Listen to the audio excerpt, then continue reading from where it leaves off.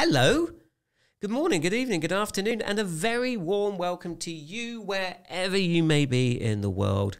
Now, listen, I've got something to tell you. Secrets. Now, last week, right, on the 24th of March, 2022, exactly 1 week ago today, I took part in the Nordic Business Forum's speaker contest. I set myself a goal, okay?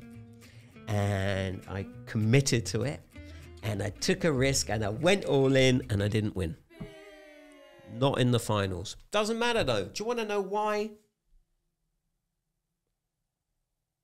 I've learned some stuff that I'm going to share with you, but it's secret stuff, okay? 5 things that I found out about how to make a live talk look like it was pre-recorded. Let's get cracking. Thing one is you need a script. Now, this is quite controversial, I know, particularly in the corporate world.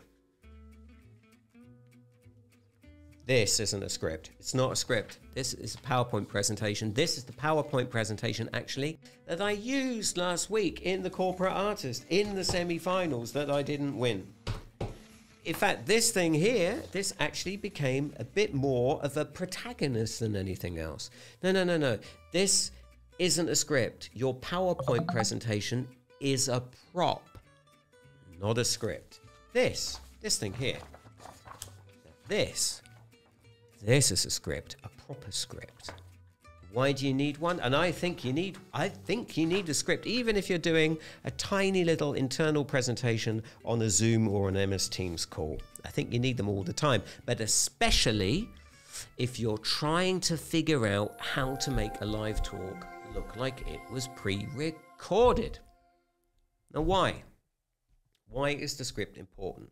Well, because you have to think like a director while you're giving your talk that looks like it's pre-recorded, because we're on our own, right? In our work from home hellscapes, we're on our own. There's no camera operator, there's no audio technician, no lighting technician, and there's no director in your ear or sat there telling you which buttons to press and when. You have to do it all on your own.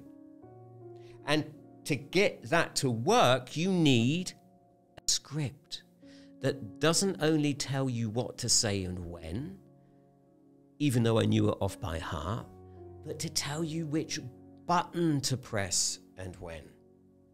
So that little colored box there, the Q1, that was the button that I had to press to pull up the audience question number 1 in the Corporate Artist last week. And my God, there are a lot of buttons you can press. Whew. So which buttons am I using? How did I do it last week? Well, I used this gorgeous little thing here, the Elgato Stream Deck, not sponsored, paid with my own money, abgelegt from Marcus John Henry Brown. The Stream Deck. It's this gorgeous little box of padded buttons, and when you press them, things happen. And it looks, on screen, like you've edited it. It's fantastic. Look, when I press this button here, the slides come up, and then I can flick through the presentation. It's just a PDF. Doesn't matter. It's in Stream Deck. And if I press this button here, look, a video can come in. Oh, look, it's that nice little Forrester Fell video from the Creativity Sweet Spot. Lovely. Or, these are the things I used last week. Look at this. Lower thirds with QR codes that you can scan. And they were super easy to make because, I just took the photographs on the green screen and pulled them into Photoshop and mocked it all up and then exported it as a transparent. So you need the scripts to know the buttons, because you're thinking like a director, because when it comes to performing it, you actually have to perform it as if you were an editor. So if you have ever used video editing software, you will know that we build videos on layers. So there are layers of audio, layers of video footage, then there are layers of graphics and maybe some text, and then there's color grading and all of these things. But you can't use Premiere Pro or Final Cut during the live stream. But you can use live streaming software, something like OBS or Streamlabs OBS. Or in my case, something like Ecamm Live. There we go. Look, there it is. Ecamm Live is a streaming software for the Mac, and we build things on layers and then map up those layers to the buttons on the stream deck so that I know exactly what happens when I press this button and I go to the main camera. So the performance is a live edit. I'm editing on the fly. But why, Marcus? Why are you even doing this? I can hear you ask. Why is this even relevant? Why should we make a live talk look like it's pre-recorded? Well, that brings us to thing number 4. It's a video, stupid. It's very, very tempting to get stuck into this live audience thing. This is a live moment, a live stream. Hello, good morning, good evening, Amsterdam. Hello, San Francisco. And then you're presenting to that live audience, and then the stream goes off, and you potter into the kitchen to make yourself a cup of tea or have a glass of wine, and your partner asks, how did it go, darling? And you say, no, I think it went all right. And then you watch the television. The stream is over. And that live audience, which is, if we're honest, tends to be smaller than we would like. It's done and dusted, but the video remains. It's still there. My corporate artist talk for the Nordic Business Forum sits on their YouTube channel. It's finished, it's done. I can't touch it, can't get to it, can't edit it.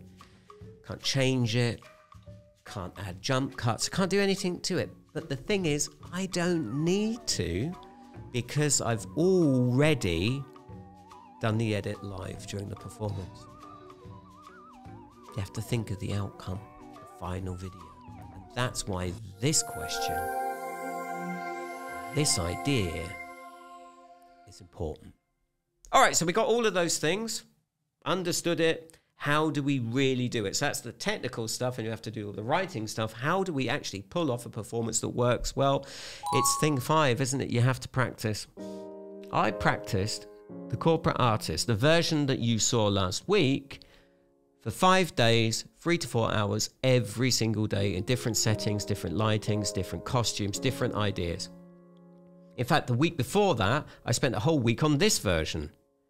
This is the version of corporate artist that nobody will ever get to see.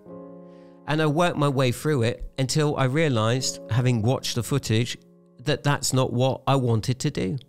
Because it wasn't good enough. It wasn't as close to this as I could possibly be.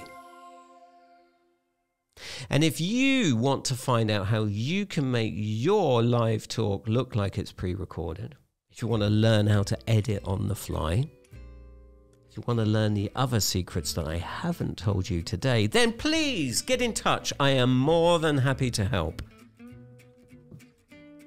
In exchange for money. Bye.